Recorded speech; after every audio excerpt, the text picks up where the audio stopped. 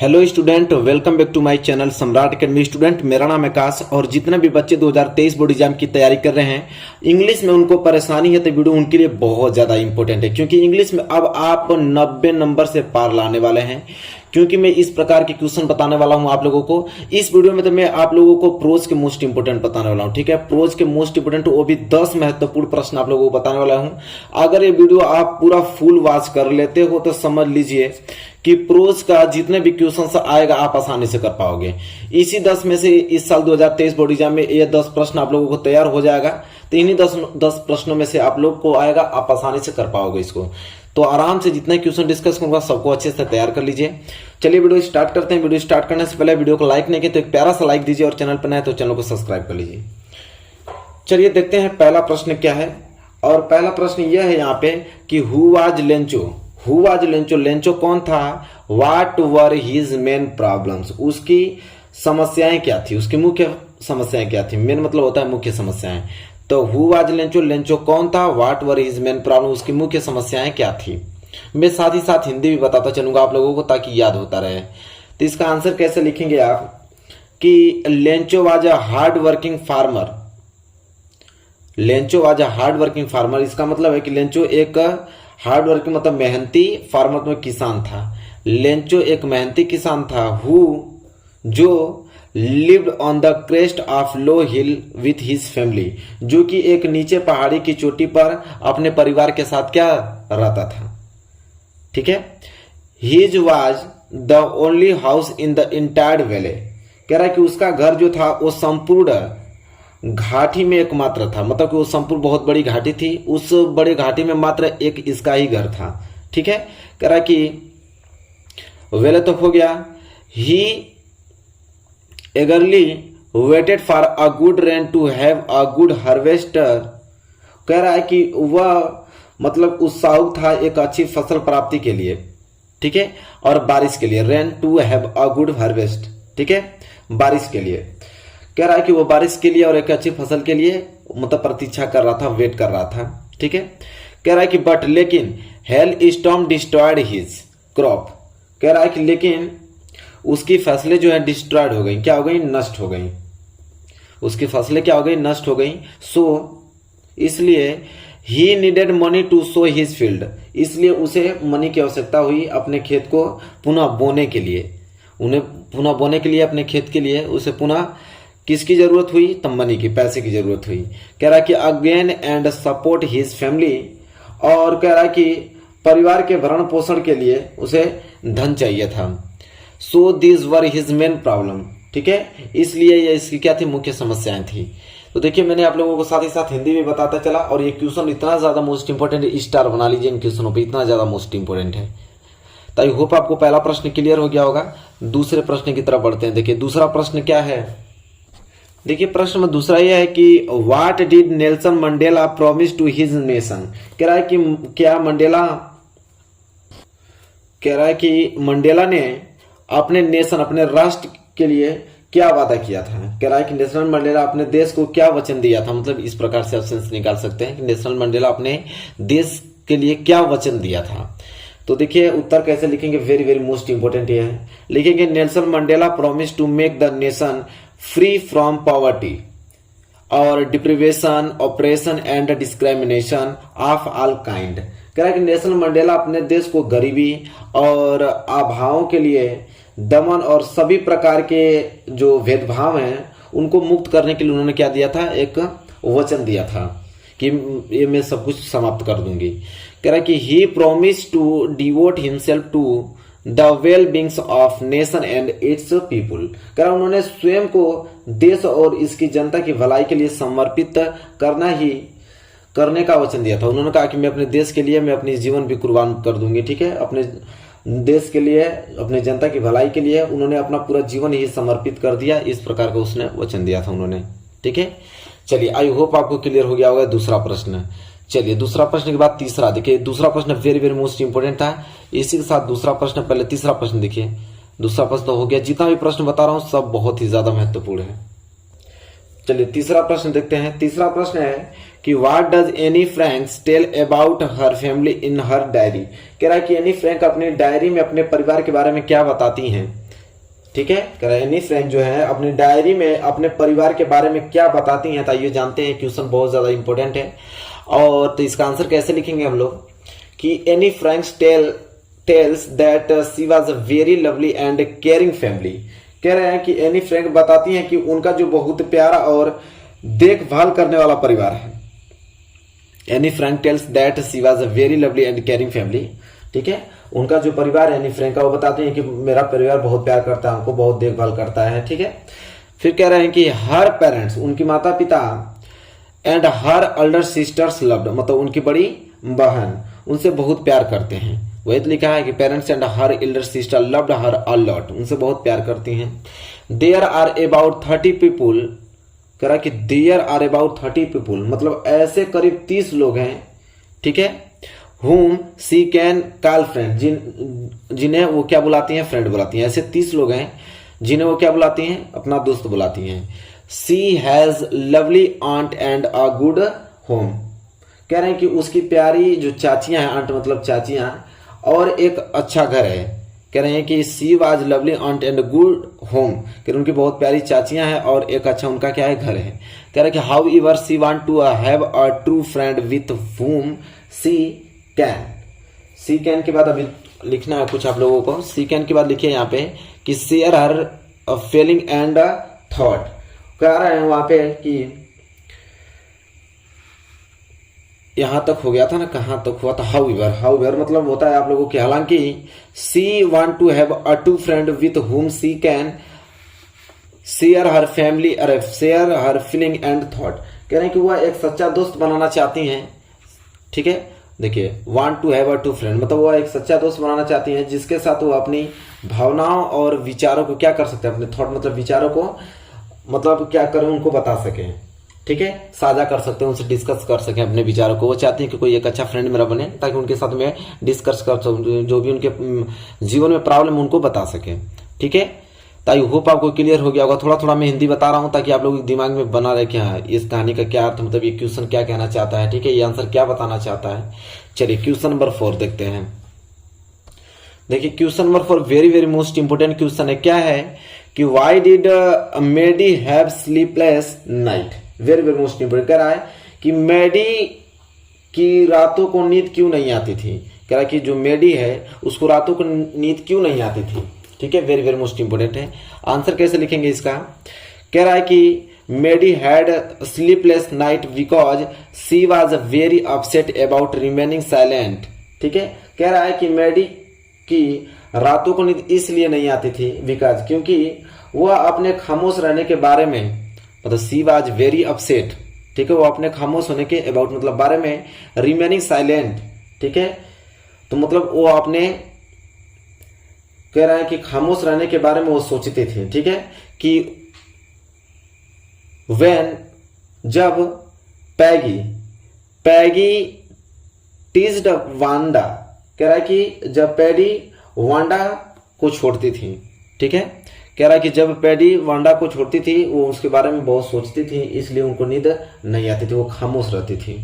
फिर कह रहा है कि सी felt ashamed of her behavior and felt that she would never be able to apologize to Wanda, that she would never be able to apologize to Wanda। कह रहा है कि उन्हें अपने व्यवहार, जो उनका बिहेवियर था, वो अपने व्यवहार पर मतलब सर्व महसूस कर रही हैं और वो उसे ये लग रहा है कि वह कभी भी वांडा से माफी नहीं मांग पाएंगी। ठीक है, ये बोल रहा है। आई होप आपको क्लियर हो गया होगा। ये वाला प्रश्न question number 4 very very most important है, इसे तैयार कर लीजिएगा। क्वेश्चन नंबर 5वां देखिए। क्वेश्चन नंबर 5वां क्या है कि describe the dress of the bakers. कह रहा है कि बेकर की जो पोशाक है, तो बेकर की पोशाक का वर्णन कीजिए। वेरी वेरी मोस्ट इंपोर्टेंट, कह रहा है बेकर की पोशाक का वर्णन करने के लिए बोला है। तो आंसर लिखेंगे कि the baker had a peculiar dress earlier known as the kabai. कह रहा है कि बेकर की एक अनोखी विशेष पोशाक थी, मतलब पोशाक होती थी जिसे पहले क्या कहते थे, उसे कवाई कहा जाता था। कह रहा है कि बेकर की एक अनोखी मतलब विशेष प्रकार की आप ड्रेस बोल सकते हैं, जो कि उसे क्या पहले कहा जाता था, कवाई कहा जाता था। ठीक है, फिर कह रहा है it was a 1 piece long frock reaching down to a knees. कह रहा है कि यह एक ही कपड़े से बनी लंबी क्या थी, फ्रॉक थी। ठीक है, they also wore a shirt and trouser which were shorter than full length ones and longer than half pant. कह रहा है कि जो घुटनों तक पहुंचती थी, उनका जो वो फ्रॉक थी वो घुटनों तक पहुंचती थी, वे कमीज एवं पतलून भी पहनते थे। वही तो बोला कि the also wrote a shirt and trouser, वो कमीज और क्या पहनते थे, पतलून पहनते थे, जो कह रहा है कि विच जो वर शॉर्टर देन फुल लेंथ, जो कि पूरी पतलून से छोटी पर आधी पतलून से लंबी होती थी। पूरे पतलून से छोटी है पर आधी पतलून से क्या होती थी, लंबी होती थी। इस प्रकार की वह कमीज पहना करते थे वो, ठीक है, पतलून पहना करते थे। तो आई होप आपको क्लियर हो गया होगा। Question number 5 very very most important question था। इसके बाद हम बात करेंगे क्वेश्चन नंबर 6 को लेकर। क्वेश्चन नंबर 6 है कि describe the wild life of Coorg. ठीक है, कह रहा है कि जो कुर्ग के वन्य जीव का वर्णन करने के लिए बोला है। वाइल्ड लाइफ मतलब वन्य जीवन। ठीक है, कह रहा है कि describe the wild life of Coorg, Coorg के वन्य जीवन का वर्णन करने के लिए बोला, डिस्क्राइब करने के लिए बोला है। तो चलिए देखते हैं कैसे आंसर इसका लिखेंगे। तो है Coorg consist of various species of birds and animals. ठीक है, कह रहा है कि कुर्ग में पक्षियों एवं जानवरों की विभिन्न प्रजातियां मौजूद थी। कह रहा है Coorg consist of various species of bird and animals. तो ठीक है, अलग अलग जानवरों की प्रजातियां वहां पे मौजूद थी। कह रहा है कि its water is a home to a large fresh water fish named mahseer. ठीक है, कह रहा है कि यहाँ नदी में महासिर नामक एक बड़ी ताजे पानी की क्या थी, मछली पाई जाती थी। ठीक है, कह रहा है कि यहाँ तालाब में एक महासिर नाम की एक बड़ी सी मछली पाई जाती थी। ठीक है, महासिर। फिर कह रहा one can find squirrel, elephant, langur, slender, loris etc. क्या कि यहाँ पे गिलहरियां पाई जाती हैं, स्क्वेरल, एलिफेंट हाथी पाई जाती है, लंगूर पाए जाते हैं यहाँ पे। ठीक है, और यहाँ पे स्प्लेंडर, लॉरिस मतलब लचीले जो वानर होते हैं वो पाए जाते हैं, ईटीसी इत्यादि यहाँ पे। कह रहा there are many special of bird. कह रहा कि यहाँ कुछ अनोखे स्पेशल पक्षियां पाई जाती थी, जैसे bees and butterfly that can distract one's attention. कह रहा कि जैसे में बहुत सारी पक्षियां हुआ, मधुमक्खियां हुआ, तितलियां भी पाई जाती थी, मतलब अनेक प्रकार की प्रजातियां थी। ठीक है, जो कि किसी का भी ध्यान क्या करती, डिस्ट्रैक्ट ऑन अटेंशन, जो किसी का भी ध्यान क्या करते थे, वहां पे आकर्षित कर सकती हैं। ठीक है, इस प्रकार के जानवर वहां पे पक्षी जीव पाए जाते थे। ठीक है, तो पूरे हमने वहां पे जो भी यहाँ पे वन्य जीवन का हमने वर्णन किया कुर्ग के। तो आई होप आपको क्लियर हो गया होगा। ये प्रश्न बहुत ज्यादा इंपॉर्टेंट है। ठीक है, एग्जाम में लगातार प्रश्न आने वाला है, समझ लीजिए कि अभी 2022 में बहुत सारे शिफ्टों में प्रश्न आया था। ठीक है, चलिए क्वेश्चन नंबर 6 क्लियर हो गया। क्वेश्चन नंबर 7 की तरफ बढ़ चलते हैं। चलिए देखिए अगला प्रश्न देख लेते हैं। अगला प्रश्न क्या है, अच्छा 7वां होना चाहिए, मैं 8वां लिख दिया हूं गलती से। ठीक है, 8वां मान लीजिए, 8वां ही पढ़िए। चलिए क्या क्वेश्चन है कि why did Lencho write a letter to God. Very very most important. कह रहा है कि लेंचो ने ईश्वर को पत्र क्यों लिखा। वेरी वेरी मोस्ट आईएमपी प्रश्न है कि लेंचो ने ईश्वर को पत्र क्यों लिखा। तो आंसर लिखेंगे Lencho wrote a letter to God. कह रहा है कि लेंचो ने ईश्वर को पत्र लिखा बिकॉज इसलिए लिखा क्योंकि God was the only hope in this despair. कह रहे कि मात्र ईश्वर ही एक मतलब उसके उम्मीद थे, निराशा में एक उम्मीद वही थे, ईश्वर थे। His crops and been destroyed by a hail storm. ठीक है, उसकी फसलें ज्यादा ओला पड़ने से क्या हो गई थी, नष्ट हो गई थी। ठीक है, फिर कह रहा है he needed money to sow a new crops and support his family till the next crop. कह रहा है कि नई फसल बोने के लिए और अगली फसल आने तक अपने परिवार के मतलब खर्चा चलाने के लिए उन्हें क्या चाहिए, धनराशि चाहिए थी, उन्हें पैसा मतलब चाहिए था। ठीक है, यहां तक हो गया, हिज फैमिली तक, मैं क्रॉप तक हो गया। कह रहा being a firm believer of God he wrote a letter to God and requested him to send 100 pieces to sow his field again and support his family till the next crop। इसके कहने का मतलब यह है कि ईश्वर में अटूट विश्वास रखने वाला व्यक्ति, मतलब वो ईश्वर में बहुत ज्यादा विश्वास रखते थे, उसने ईश्वर को पत्र लिखा और उसने अपने खेत को पुनः बोने के लिए, मतलब वही करा हिज फील्ड अगेन, अपने मतलब फसल को बोने के लिए और अगली फसल सपोर्ट हिज फैमिली, अगली जो फसल आने तक परिवार के भरण पोषण के लिए उन्होंने पैसे मतलब मांगने के लिए उन्होंने एक पत्र लिखा। ठीक है, इस प्रकार आप समझ सकते हैं। तो आई होप आपको क्लियर हो गया होगा यहाँ तक। ठीक है, कि भगवान को उन्होंने पत्र क्यों लिखा, इसलिए लिखा भाई कि फसल नुकसान हो गई थी, ठीक है, फसल बोने तक और फसल अगली फसल आने तक उन्हें परिवार के भरण पोषण के लिए उन्होंने पैसा चाहिए था और इस पैसे के लिए उन्होंने एक भगवान को पत्र लिखा। तो आई होप आपको क्लियर हो गया होगा ये प्रश्न, ठीक है, हिंदी में भी समझ में आ गया होगा, मतलब कहना क्या चाहता है, ठीक है, थोड़ा सा तो समझ में आ गया होगा बहुत आप लोगों की, मतलब ये प्रश्न क्या पूछ रहा है, आंसर क्या दे रहा है इसका, ठीक है। अगला प्रश्न क्वेश्चन नंबर 9 है कि why was Mandela not able to enjoy his limited freedom. Very very most important question है। कह रहा है कि क्या Mandela why was Mandela not able to enjoy his limited freedom, क्या मंडेला अपनी सीमित आजादी का आनंद क्यों नहीं ले सकते हैं, ठीक है, कर अपना जो सीमित उनकी आजादी अपना आनंद क्यों नहीं ले, मतलब अपनी लाइफ का एंजॉय क्यों नहीं ले पा रहे थे वो, मतलब क्या कारण था, लिखेंगे यहाँ पे कि Mandela was not able to enjoy his limited freedom. कह रहा है कि मंडेला अपनी सीमित आजादी का आनंद इसलिए नहीं ले सकते थे, क्यों भाई, बिकॉज क्योंकि ही न्यूज वे जानते थे that people of his country were not free, वो जानते थे कि उनके देश के लोग स्वतंत्र नहीं है। They were suffering by poverty and racial discrimination, वे गरीबी और जो नस्लीय भेदभाव से वो क्या थे, पीड़ित थे, ठीक है, इसलिए वो एंजॉय नहीं कर पा रहे थे। तो आई होप आपको क्लियर हो गया होगा, ठीक है। ये प्रश्न बहुत ज्यादा आईएमपी है, very very most IMP question है, क्वेश्चन नंबर 9। इसके बाद हम आगे बात करें तो क्वेश्चन नंबर 10 जो कि लास्ट प्रश्न होगा, और यह प्रश्न वेरी वेरी मोस्ट इंपोर्टेंट प्रश्न है। और ये क्या प्रश्न है देखते हैं इसको। कह रहा है कि ये प्रश्न बोला कि why did narrator want to meet the pilot of the black aeroplane. कह रहा है कि वर्णन कीजिए कि काले विमान के चालक से क्यों मिलना चाहता था, ठीक है। कह रहा है कि वर्णनकर्ता नरेटर वर्णनकर्ता चाहता था meet the pilot of black aeroplane, जो ब्लैक एरोप्लेन काले एरोप्लेन थी, यहाँ पे एरोप्लेन तो विमान आप कह सकते हैं, जो काला विमान था, ठीक है, क्यों मिलना चाहता था वर्णनकर्ता इससे, नरेटर वर्णनकर्ता क्यों मिलना चाहता था, ठीक है, पायलट से। तो देखते हैं इसका आंसर कैसे लिखेंगे कि the narrator wanted to meet the pilot of the black aeroplane.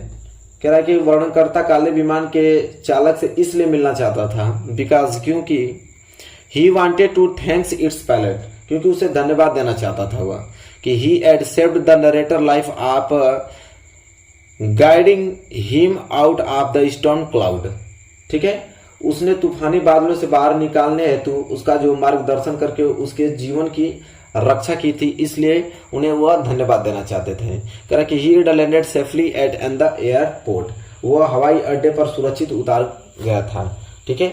जो भाई ये मतलब कारण यह था कि जो एरोप्लेन के पायलट थे उन्होंने आंधी तूफान बादलों से अच्छे तरीके से बचा के बहुत ही अच्छे तरीके से सेफ्टी से उन्होंने एयरपोर्ट पे लैंड कराया था, इसलिए वो मिलना चाहते थे वर्णनकर्ता कि नरेटर से मिलकर उनके धन्यवाद दूं, ठीक है।